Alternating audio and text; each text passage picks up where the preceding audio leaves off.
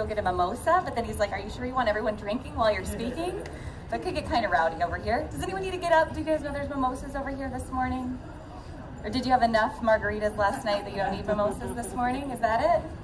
Gosh, well, I'm so excited to be here with you guys this morning. Honestly, this is one of my favorite parts about my job is I know how much time each and every one of you spend working in your businesses, but not always on your businesses and seeing things from a different perspective. And I really look at our role at the Boutique Hub as exactly that. How can we spend our time making sure that we're seeing what's happening in the market space and bringing it to you so that you can do what you do best, and we can get you that information really quickly about how to adapt so that your business can continue to grow. Can you guys all hear me okay? Kind of echoey, or you're good? Okay. So before we get into all of that, because I have a lot of things I want to talk about this morning, how many of you guys here were at our meetup last night? Pretty good meetup. I mean, Hub members need to be a little bit more rowdy than that, so I get like a whoop whoop. Okay, that's better. Sure, nobody needs a mimosa. Like, second call, I don't know. So we had an awesome meetup last night, and I love that, just the community feel and sharing stories and talking about how do you handle all these different situations that come into business on a daily basis. And one of them that we're really going to focus on today is kind of a current event in marketing. So how many of you guys 3 weeks ago maybe logged into your Facebook account and you were like, God dang it, I'm in Facebook jail, I can't comment. Anyone ever been in Facebook jail? And you're like, I've never been in Facebook jail before, but I can't comment. So then you're like, I'm gonna message my boutique bestie. I'm gonna see if they can see my profile because I think I'm in Facebook jail. And then you're like, oh dang, I can't even message my boutique bestie. Something is wrong with my app. And then you're like, okay, I'll go to Instagram, and then I'm gonna message him on Instagram. And then your Instagram doesn't pull up. And then you're like, I have all these friends on Facebook, but I don't have their phone number. I don't have their email address. I don't know how to talk to the world without Facebook and Instagram. Is anyone with me? Yes. So 3 weeks ago, we in the boutique industry had a bit of a meltdown, didn't we? It was kind of like Black Tuesday 1929 because you couldn't log into Facebook and Instagram, and everyone panicked, like, what in the world are we going to do? And the reason that is it was actually the longest recorded outage in Facebook and Instagram history 3 weeks ago. It was down for 24 hours for a lot of users. So how many of you were like with me that day and you were like, oh crap? It was like a real aha moment, right? So when that was happening, we sent out an email through the Boutique Hub right away, like, hey, this is happening, it's not just you, and here's some things you can do right now to survive the day. Because a lot of people lost a lot of money that day, right? If they were prepared, they lost a lot of money. But if they were prepared, they were like, oh, just go over to my app and you're good. And they could email their customers, and it was another day as usual. Actually, it was probably a more peaceful day than usual, because you were like, I now remember what it was like to have a business before social media. Anyone been around business before social media? Yes, right? So the reason I want to talk about that today is initially when we were talking about a topic for today, it was really just digital marketing strategies, what's working in 2019 for boutique owners, but I changed the title, obviously, to stop putting all your eggs in one basket because you're not the Easter Bunny, right? Too many boutique owners are being the Easter Bunny right now, so we've got to change that up, and that's the strategy for today. So what really happened next after the Facebook outage, I thought was really interesting. Because if you followed the news, you know, Mark Zuckerberg's announced a big change coming to the news feed. And now internally at Facebook, they're calling the news feed the old news feed, because he made this big announcement that they're going to start pushing to a more encrypted, privacy-focused platform, really heavily centered on private messaging versus the public news feed. Did you guys follow that news at all? It's just a little bit alarming if you've been through a newsfeed change. I remember the very first time the newsfeed came out and I logged in, I was in college, like, what in the world is this? Now everyone can see my stuff. Everyone was so outraged, like, I just made this comment to my best friend and I thought it was between us, and now everybody can see it, and now we're gonna probably going back that direction. So to me, that's a big red flag. We need to start doing something a little bit different in our marketing. So after Mark announces these changes, then what happens is 2 of Facebook's top executives resign. Chris Daniels and Chris Cox, the head of Chief Product Officer and the head of WhatsApp, both resigned because, again, the news says they didn't agree with the change that's coming to the news feed. So again, just like warning signals, right? Things that we need to be aware of that are going to be coming in our business. So today, we're going to talk about those strategies. How do we really start to secure and build our business for the long term? So regardless of what's happening in California, our businesses really are secure. So we're going to get really specific today about 3 mistakes that I would say are happening in the industry, but then also 3 opportunities that you guys can take right now to really build your business for the next several years. How many of you guys had MySpace? How many of you guys had Napster? Like Napster, MySpace, all the things. I gotta tell you a story. So 2 weeks ago, I was speaking at a junior achievement day at a middle school, and it was about 400 7th graders. And it was an entrepreneurship panel, and we were all talking about marketing, and finally I was like, you know what, you guys, how many of you guys have Facebook? You know who raised their hand? The teachers. That was it. Like 2 students raised their hand. And I'm like, okay, I got you. How many of you have Instagram? Maybe like 60% of them raised their hand. And I was like, okay, who's got Snapchat? The whole room goes up, right? So I'm gonna ask that question to you. How many of you guys have Snapchat? Good, a majority. How many of you guys are active every day on Instagram and Insta stories? That should be every single one of you, right? Because if we don't start evolving for our customers, there's not gonna be any customers left, and we aren't gonna have a business left. And so I don't mean to be morbid, but it's time for us to keep moving past just Facebook alone. All right, so let's get specific. Let's start with the mistakes first, because I think that there's a lot that we can learn from this mistake. And the first one is actually quite obvious.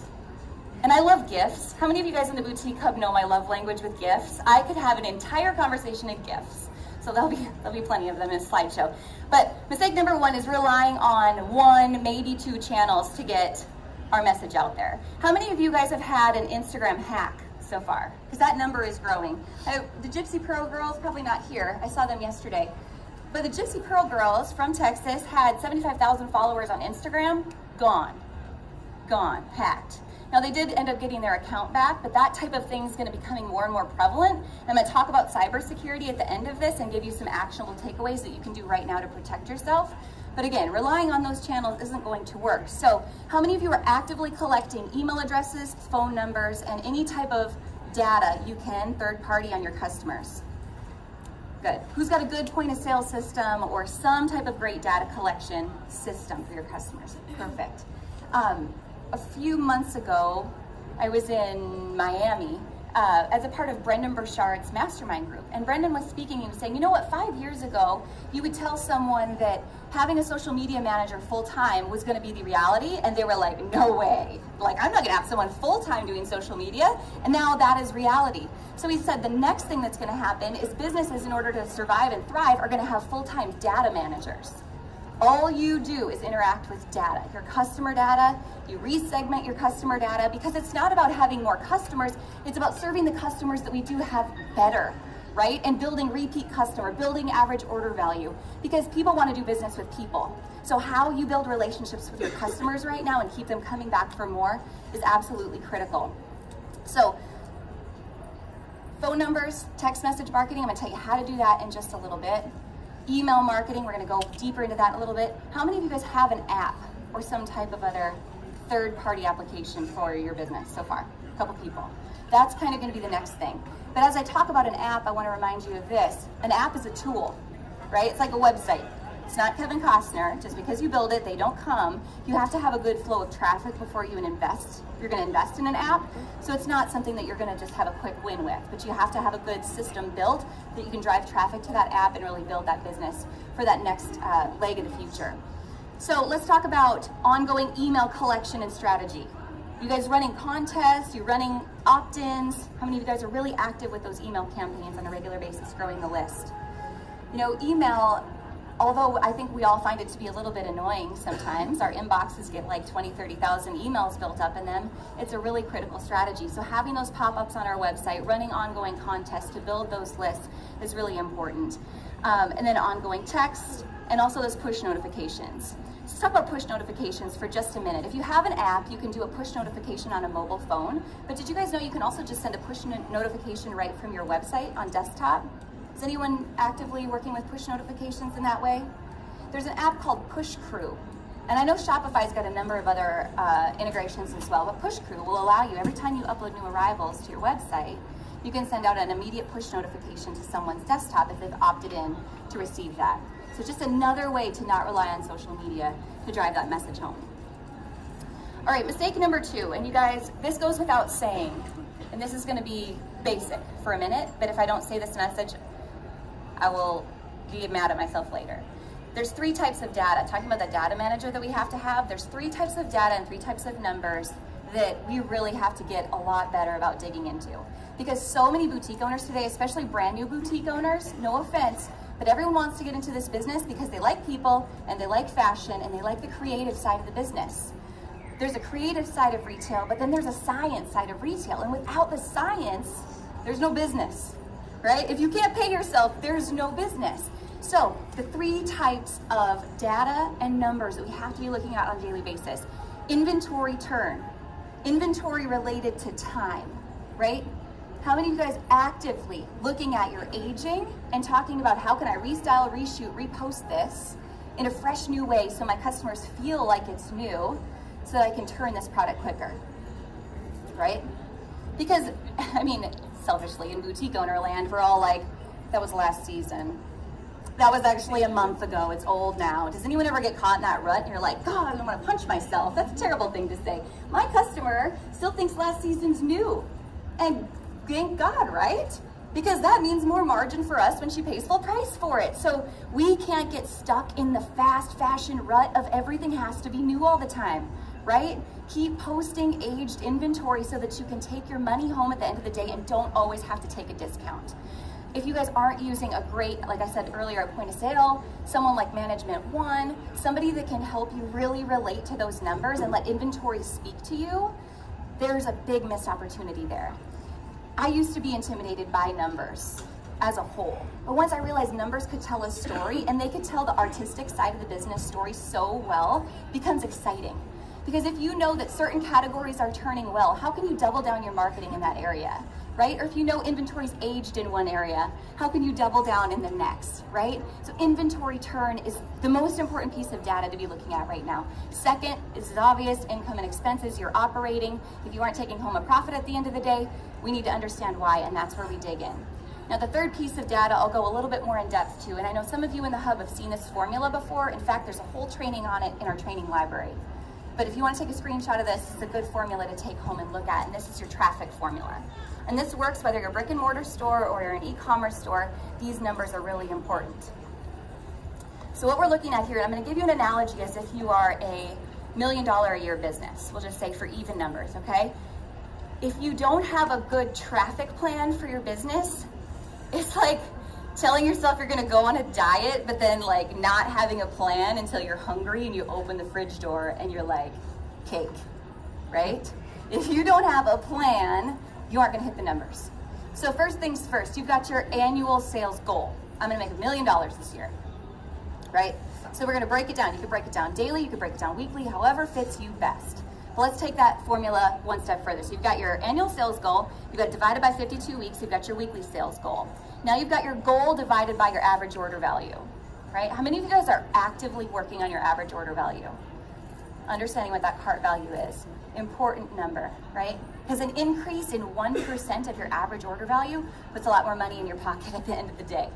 So if you have a $100 average order value, now you know how many orders you need per week. So let's say you're $1 million store, you've got a $100 average order value. You need roughly $19,230 a week to make $1 million at the end of the year, all right? And if you break that down by your average order value, that's 192 orders.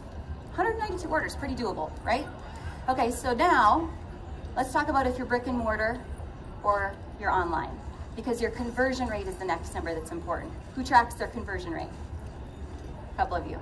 So online conversion rate in e-commerce average about 2%, 3% if you're lucky.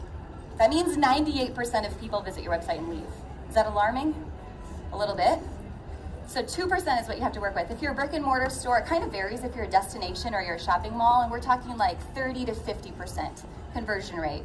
But you can get the little counters that go on your door, so you can easily track those numbers of people in and out of the store on a daily basis. So depending on those numbers, I'm going to use e-commerce for an example of a 2% conversion rate. So if you back that number out For 192 sales at a 2% conversion rate, you need roughly 9,600 visitors per week. Now we've got information we can work with. Because marketing now says, okay, what do I do to drive 9,200 visitors per week?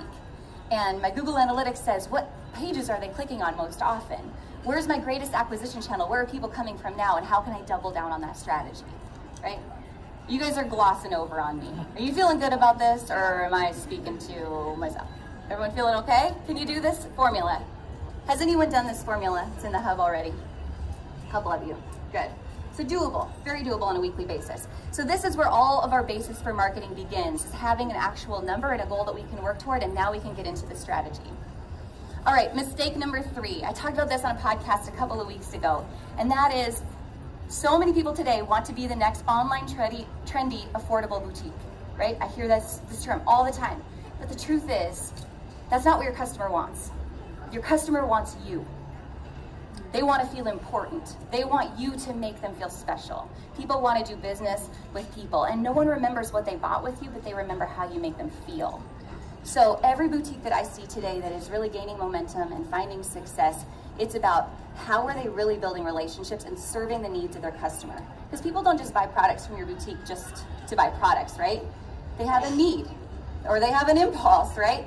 But you're speaking to them in a very personal way, and that's what makes them transact and do business with you, because they've got a million options. And everybody's got Amazon, but they're coming to you for a reason. So let's just talk about a couple of quick strategies. How can we make our business more personal? The first is your onboarding campaigns. We've recently been going through in our own business all of our onboarding campaigns at the Boutique Hub, and I feel like I've learned a lot about that process. And that is that we have a bad habit of overwhelming people.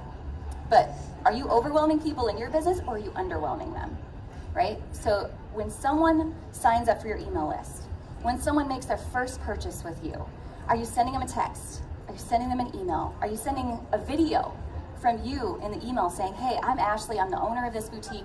I'm so excited that you're here, right? And this is what you're gonna find when you shop with me. And here's what our customers have to say about doing business with us. How would that make you feel when you sign up for an email list? You'd be like, yes, they get me. Like, I'm their person. And they're gonna come back and they're gonna open your next email.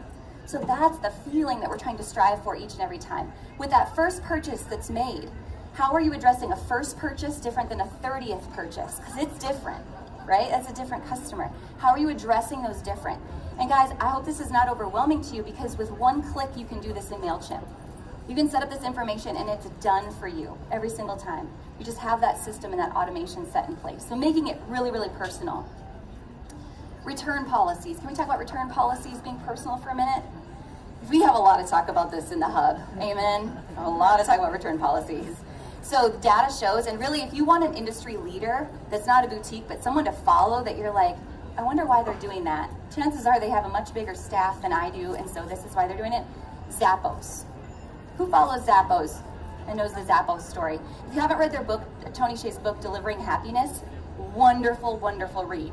I've read it on Audible, so don't read books, I listen to them. But anything Zappos is doing, you should pay attention to. Having the phone number in the very top header line on your website, really important, and that's a study that was done by Zappos. Having a free exchange, free return policy, they did it because they found out when they took away that barrier to return and exchange, they actually went down. The returns and exchanges went down because that customer had more confidence in doing business with that particular company, right? So I know sometimes we kind of get stuck in the small business mindset. Being a small business doesn't mean being small-minded, right? How can we still serve our customers? And I know you're thinking to yourself, well, when they return it to me after 14 days, right? It's old, it's gone. But I know you can get creative, and it's not old to some other customer. We just talked about that, right? Last season still isn't old to a lot of your customers. So I know there's ways to get creative, and we see boutiques starting to do this inside of the hub and having a lot of success with it. And there's some great apps, including Return Magic, I want to say is one. There's a couple on Shopify that are going to be helpful to you in that process. But I would say if this is something you're interested in, test it. Test it for a week, test it for 2 weeks, and then what does the data tell you about your return policy and how it's actually impacting the way that your customers buy. User-generated content is another great way, talking about personalization. Who has an active strategy to get ongoing daily user-generated content from your customers? Selfies, hashtags. Who's consistent with it, right? Because the more we train the customer, man, the more they're going to train other customers to come and do business with you. If you don't follow Leslie with the zigzag stripe, I think she does an amazing job. I remember the first time I joined the Zigzag Stripes Facebook group, I was like, what? Are they even selling clothes in here? Because all I could see was pictures of their customers. Like, oh, I feel so beautiful in this. Look at how this fits me. And it was a tribe of women, right? So going back to people want to do business with people, the more you can create a community around your brand where women are supporting women like they do inside of the boutique hub, the more they're going to come back and do business with you, right? You see Mindy over here. Mindy's a good example of that, right? Getting customers engaged with her brand and feeling beautiful and taking selfies of themselves in those products. Really, really great strategy to build that wow factor. Now, one more story I want to tell you when it comes to really making your brand personal. The other day I met Dana Spinola, the owner of Fabric. How many of you guys are familiar with the chain of boutiques Fabric? They're based out of Atlanta. Awesome. So they do something that I thought was pretty cool, and she's going to be on a podcast really soon to talk about it. And she said they have a Wow Factor Awards. And it's a training program. They actually have a director of their Wow Factor on staff, and they have a training program that all of their staff goes through, and their point of sale system is set up to track daily wows. And what it is how can they go above and beyond for the customer that comes in store or online? Let's say she comes in and she tries on a belt, and she loves this belt, but she's like, oh, it's just out of my budget. You know, she's gonna purchase 3 other things, but she's like, I just can't do 4. So she puts the belt back. You guys all have that customer every day, right? And so how can they take that customer, take the belt, ship it to her with a thank you note that says, hey, thank you so much for coming and spending time with me in the store today. I can't wait to serve you again. And by the way, I know your son is graduating, so I just wanted to give you this gift. Whew. Can you imagine how that customer felt when they got that belt in the mail? Now, granted, I know we can't do that all day, every day, but those little examples, that's what keeps people coming back for more, and that's what keeps us top of mind, and that's what keeps us that boutique or that customer telling the next customer and telling the next customer. Word of mouth being so crucial in those wow circumstances.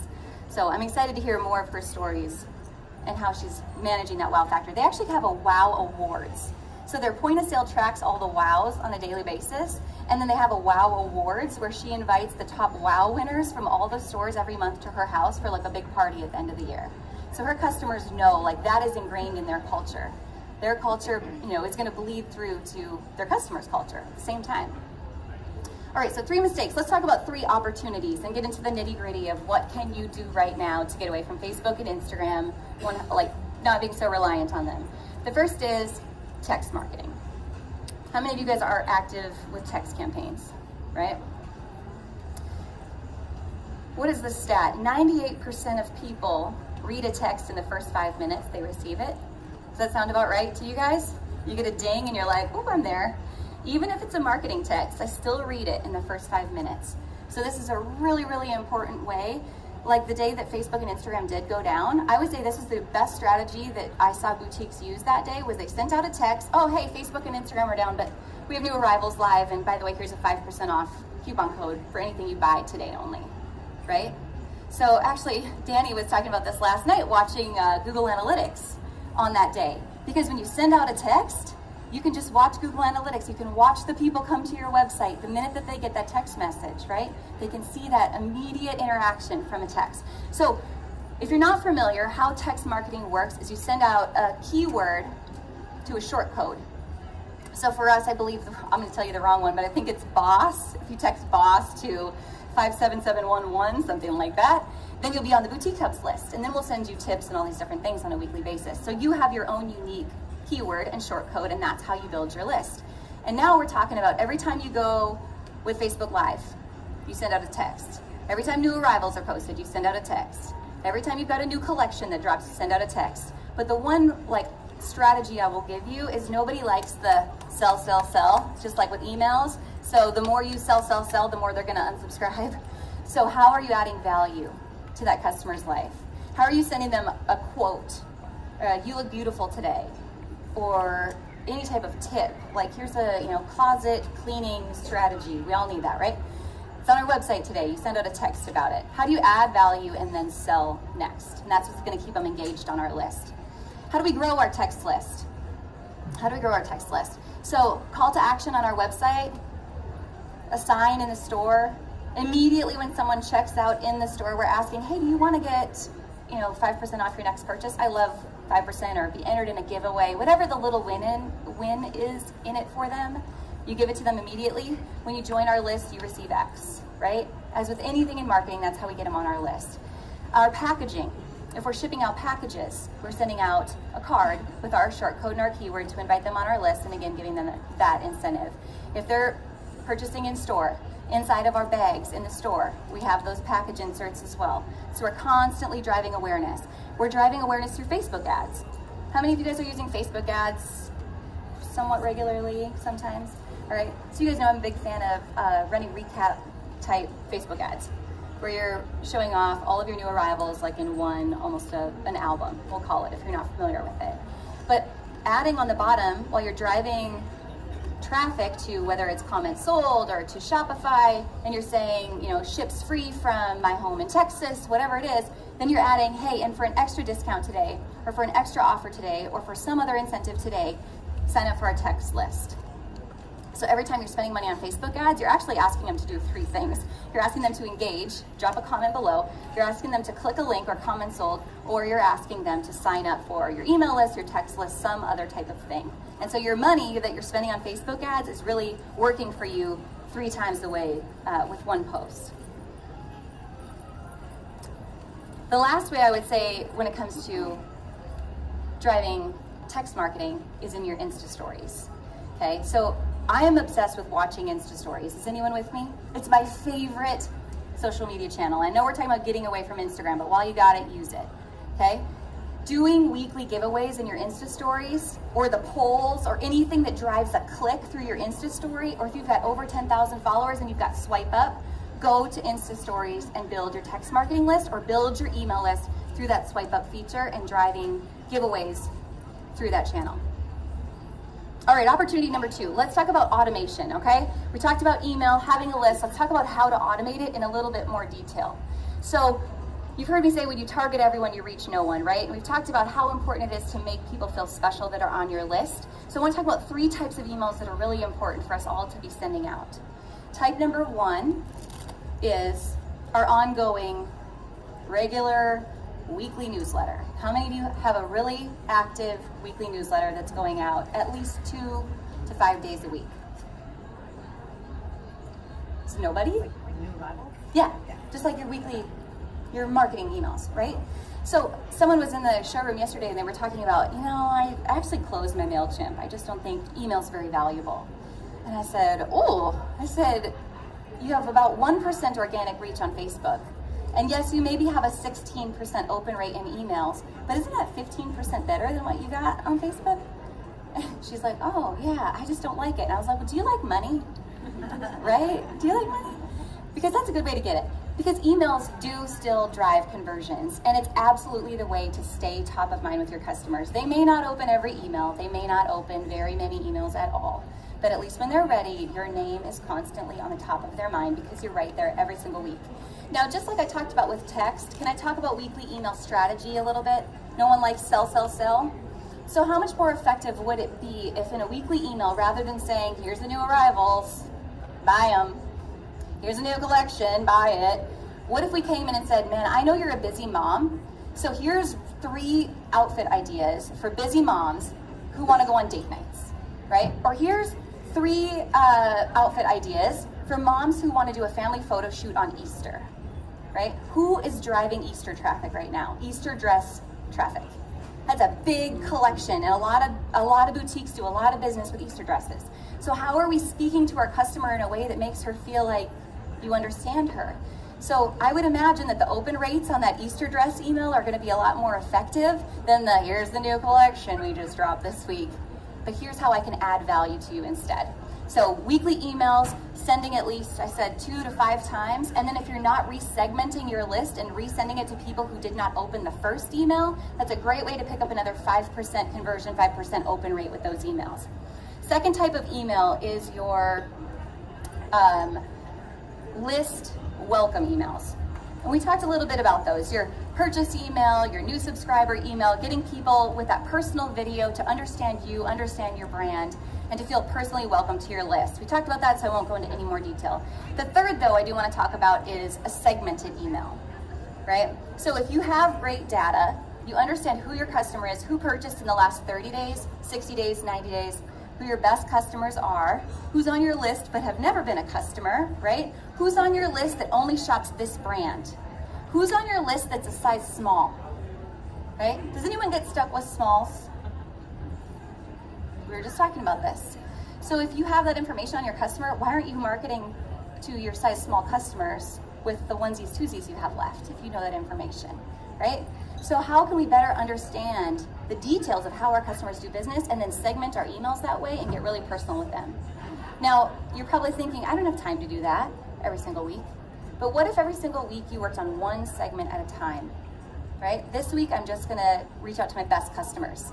And maybe I'm gonna, piggyback on that, and I'm gonna host an event for them, whatever it is. Maybe this week, I'm just gonna focus on get back emails of customers who haven't purchased in the next or last however many days. Or maybe I'm gonna focus on abandoned cart emails and how can I really ramp up that and look at data. So if I can just focus on one email a week and really doing it well, that's gonna continue to build over time. I want to talk about this just a little bit more in terms of collections. Can I give you a list of collections to be thinking about right now, especially as you're looking for immediates, if anyone's shopping for immediates today? We talked about Easter dresses, but has anyone done a spring cleaning collection, right? So right now, everyone's in the mode to spring clean. So how can you run incentives through email and through text and through your marketing campaigns to get people to come and do a goodwill sell? Where they clean out their closets, they bring in things that need to be donated to your store, and with every bag they bring in, they get some kind of incentive back to shop at your store, right? What if you hosted a closet clean out night or an event or a pop-up or a Facebook Live video where you're taking people into your own closet and you're educating them and you're teaching them about what staples are important in their closet, and then, oh, by the way, here's 5 staples that we have at the store that I think would be really great for your closet, right? How do we add that value in terms of spring cleaning right now and then market our best pieces for those collections? Graduation and Mother's Day. Who's got a game plan for graduation and Mother's Day right now? Right? Does anyone need a mimosa? No one's raising their hand.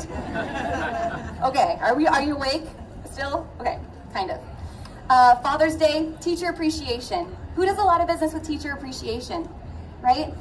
Just like I love holiday marketing, so before Christmas, we talk a lot about doing bundles and doing like BOGOs or just like pre-packaging items. Pre-packaging teacher appreciation is a huge strategy because who thinks long in advance about teacher appreciation?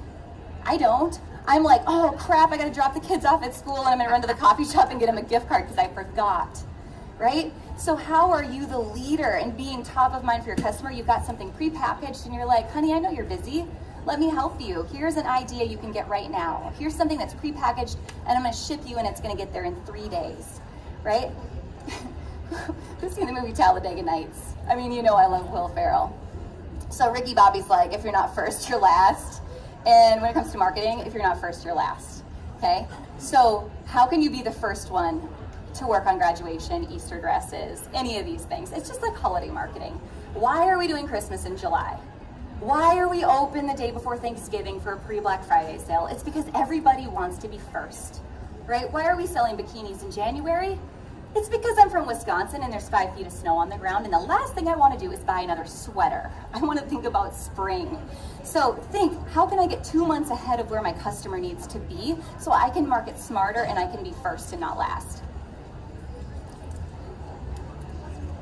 All right, so you've probably also heard the whole 7 times rule, right? So a customer often has to see something 7 times before they take action on it. So we've talked about Facebook and Instagram and text and all of these things, but really the question I want to ask you here is, if all those channels went down tomorrow, would your customer know what to do? Does she know the order in which you post new arrivals, right? If you have a brick and mortar, this goes without saying, she would know to come in, but if you had something exciting going on, how would she know, right? When you're posting new arrivals on your website, does she know where to go first to get them? Is it comment sold first? Is it the app? What day do you post new arrivals? Or are you just kind of randomly throwing out links here and there and hoping that she sees some stuff and she comes and buys something, right? So the point I want to make here is how you train your customers really, really matters. If you've ever made a switch in the platform you use for e-commerce, you know this, right? If you're traditionally on a website and you've gone to comment sold, your customer's like, what is this? And you posting 2 times does not answer that question, right? So on a daily basis, on a weekly basis, how are you instilling in her new arrivals live at 7 o'clock every night? New arrivals 4 times a day, first on the app and then on the website. How does she know where to go first to get the freshest goods? And you're telling her that on a weekly basis. How many of you would say that your customers don't read? Right? Nobody does. Even boutique owners don't read sometimes. In the hub, we're all guilty of it. So how do we tell her this on a daily and weekly basis? Because inevitably someone's not going to read and they're going to forget. So being really, really consistent in how we're training our customers, no matter what the channel is, matters. And then at that point, when Facebook and Instagram go down again, because they will, right? She's going to know what to do.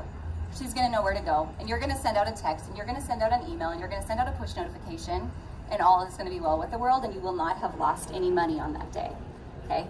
So I know some of this stuff was, you've probably heard some of this before. Some of it was pretty simple. So what I want to do is I want to just take some time to answer some in-depth questions, because I know we could go way into the weeds in a lot of these things. So if any of you have questions, we're going to take about 10 minutes to do that in just a minute. But before we do, this is the last thing I just want to talk about is cyber protection. Gypsy Pearl was one of several people who I know have lost their Instagram, okay? So if we are not, it's not just us that we have to worry about. A lot of times when people get hacked, it's because of staff accounts or even inactive. Like if you have a secondary account, like we have a Boutique Hub team account, it's a lot of times those are the accounts that are getting targeted and hacked. And there's a couple of ways they do it. Obviously there's phishing emails that we all get where it looks like PayPal sent you an email, but no, they didn't. It looks like Facebook said you need to authorize this link or you're gonna lose your account. They didn't, right? So we have to train our staff to be on the lookout for those emails because it's really easy to get confused and click on the wrong link and boom, you're hacked. Or people get into your system and they understand your keystrokes, keystroke repetitiveness. Have you guys heard about this? And easily they can pick up the same password that you used 37 times so that you didn't forget it. Who's ever done that? I do. They know that password because they know your keystroke repetitiveness. So a couple of things I just want to mention. If you haven't done 2-factor authentication yet on Facebook and on Instagram, do it. I think you can do it on Pinterest. You can do it on just about anything. And what that means is when you log in, it sends a text as well or some like secondary form of communication so that they know it's really you. My 2-factor is actually set up on my husband's phone. So not only do I get a text, but Eric gets a text too. So we have like kind of another layer set up that way. Who's using password keepers? And I don't mean like writing them on a piece of paper and putting them in your day planner. That's not a password keeper. We use something called LastPass, and I know there's a number of them out there. We like LastPass because we can store all of our passwords in different folders, and then we can restrict access to who can see those passwords. And then they're all encrypted. So one of our team members can't log in and just see the password, but they can click on it, right, if they have access to it. And then you're changing that up every like 30, 60 days, new passwords for like your overall master. And then just making sure monitoring is in place and virus scans are in place. Making sure you're Googling yourself on a weekly basis, making sure your staff has really been trained in terms of what to look for, who's trying to request access to your Facebook groups, anyone who's sending you a link, making sure that they really have that piece locked down. All right, you guys. So hopefully if you have one takeaway today, all I want you to do is this one thing. Can you do this one thing? I just want you to go home and think about this. What are you going to do the next time Facebook and Instagram go down? And I want you to literally write down a plan. What is it that I'm gonna do? And what can support me and my business 5 to 10 years down the road when those things are like MySpace and they don't exist anymore, right? How am I building a relationship and engaging my customer on a daily basis so they will remember me and they will come back to me again and again, not just if they happen to see one of my Facebook ads pop up. Deal? Can everyone agree to do this? All right, perfect. You guys, I know you probably have some questions, so I'd love to spend some time visiting with you about your business and whatever questions you have about those strategies. Did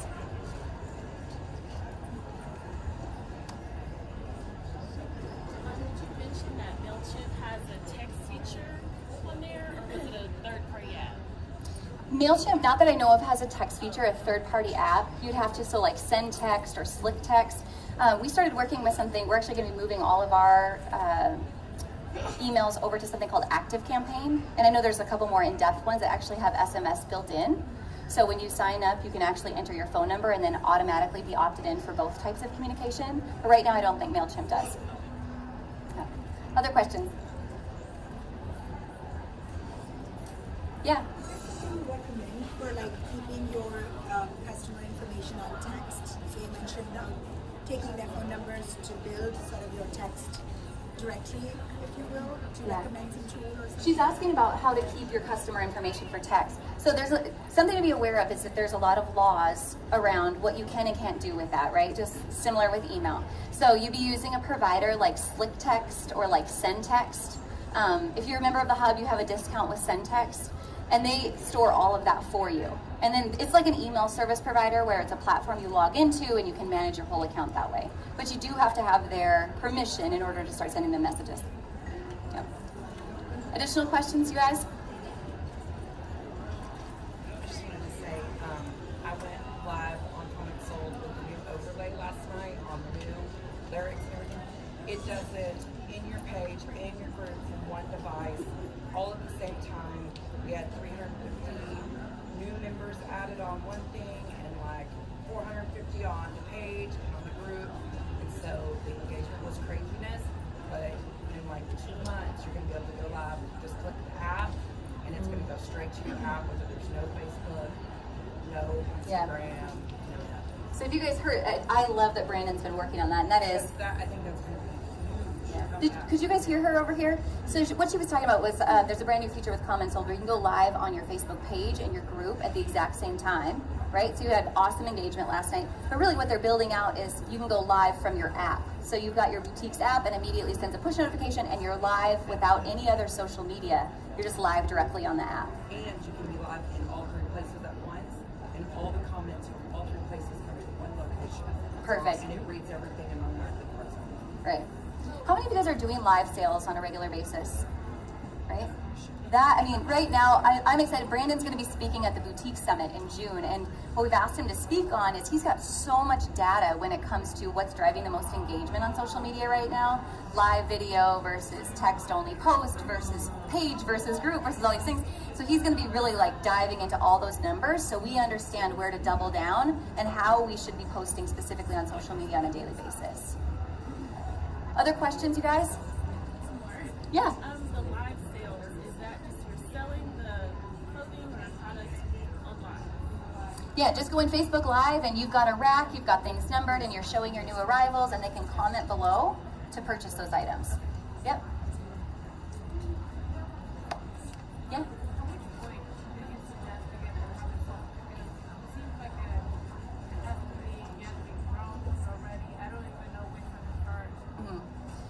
It's a good question, and we get that question a lot, and I think there's probably differing answers based on how people use it.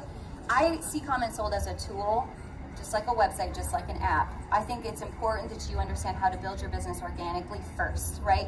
You understand, is my product mix right? Do I understand who my customer is? Am I driving some engagement to this customer wanting to come to me?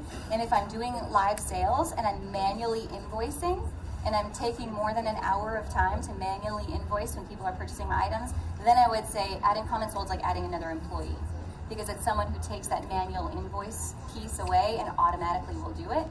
I don't think it's for every single customer. I mean, I think some customers prefer websites and some customers prefer Comments Sold. What I think is awesome about Comments Sold, though, is the impulse buy. Because who would agree women are herd animals? You raise your hand, then you're like, oh. Yeah, it is. From day one, and it just, people have full-time careers and have their own boutique, and it streamlined everything. It's like having another member of your staff It's cheaper to than take care of having that. a staff member. Yeah. Way cheaper. Yes. So the women are herd animals piece. When women see other women commenting, I'll take it. They're like, oh, that's popular. I might be missing out if I don't comment right now. I tell the story about, you guys all know Kelsey Darby and the Lace Cactus. She was our Global Boutique of the Year winner 2 years ago. I remember when she very first got started, there was no Comments Sold at that time, and she was just like throwing things out for invoicing. It was like a game. I would just like see her posts go live, and I'd be typing my email address as fast as I could just to see if I could win something, because stuff sold out so fast. And really, I think that's what happens to customers today. They want to get in there and get something because they see it's popular.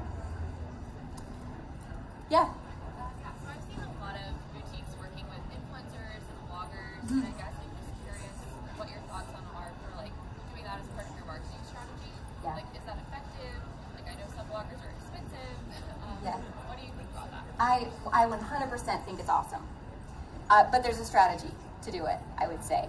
Let me give you 2 different points of view, okay? So when we were at Magic in Vegas, Diana with the red dress joined us, and her VP of marketing, Kristen.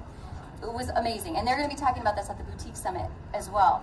But what they talked about was they had to bite the bullet, and they went for big bloggers because their business can handle it and they can afford it. That's a part of their marketing plan. They actually walked away from Facebook ads and invested 100% in influencer marketing.